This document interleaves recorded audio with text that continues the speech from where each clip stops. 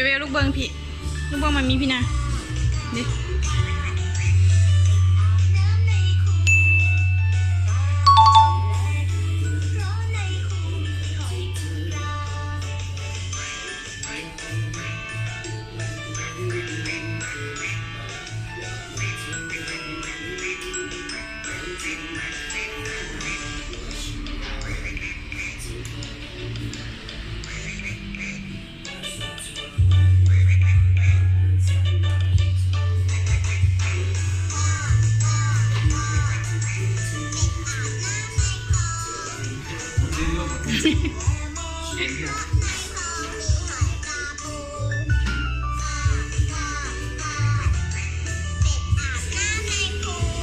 ไม่ว่ามีเบิ้ง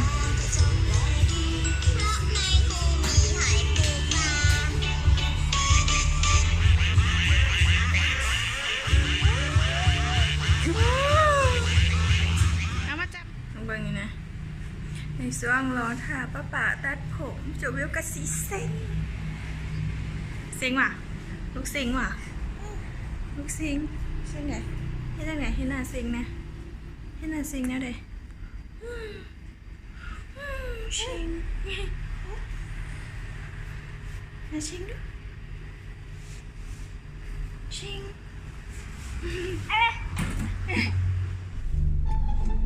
ตอนนี้ฮอนฮันเครื่องรีดเด็กน้อยแล้วหล่อออมนครหลวงเวียงจันทร์พอดีมาเห็นฮันหนึ่งอยู่หน้าคิวรถเมล์สายใต้เบิกจะเวลก่อนแต่ว่าคนสิได้ลงไปมันมีสิลงไปคนเดียวมันมีสิไปเลือกใครเด้อ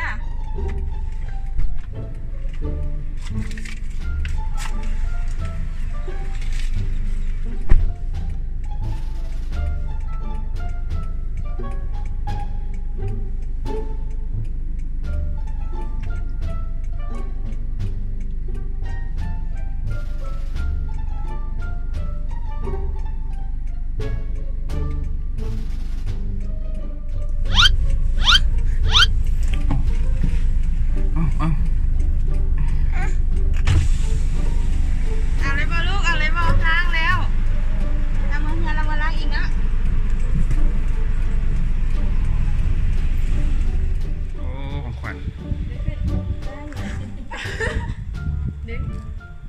ถึงออกมาดึงออก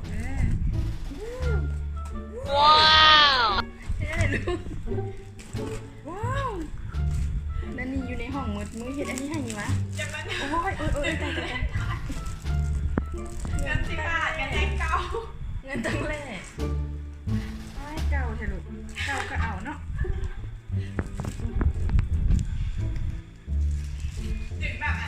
ให้มันถึงเอกกับเราอีกแบบมันมัวแต่อันนั้นดิพี่ลูกว้าวบูมเพลงมันคืออันนั้น Happy Birthday to you ให้เราจะมา Happy Birthday to you Happy Birthday Happy Birthday Happy Birthday to you ที่หินยัน Happy Birthday Happy Birthday to you Happy Birthday Happy Birthday Happy Birthday to you เป่าลูกเป่าเป่าไหมสอนดิเมื่อกี้ดิเย้เอาเป้าไปเลย ปั่นกันสิฮู้ เป้า เห็นอะไรนะเห็นไหม เป้า โอ้น้ำลายเจ้าเต็มที่แล้วติบอก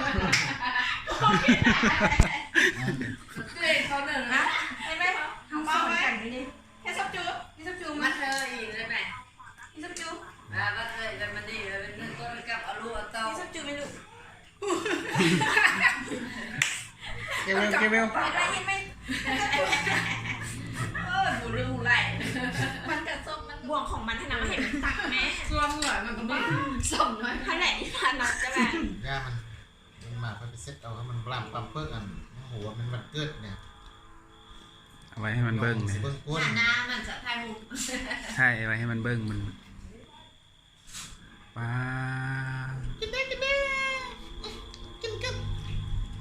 ลองเปลี่ยนตัวนี้ให้มันดู คือว่าแดงเป็นตะยานเลย กระหมุนเนี่ยที่จริงจัง เออ เอ้าของลูกน่ะ อ๋อออกคือแทงปั่นละ นี่อันนั้นละได้หันลูกไม่จิ้มเขี้ยวละได้นี่ดิเอ้านี่ซ่อมไม่จิ้มเขี้ยวได้นี่อันนี้นะ เด้กินจะเบลเลยบัง อ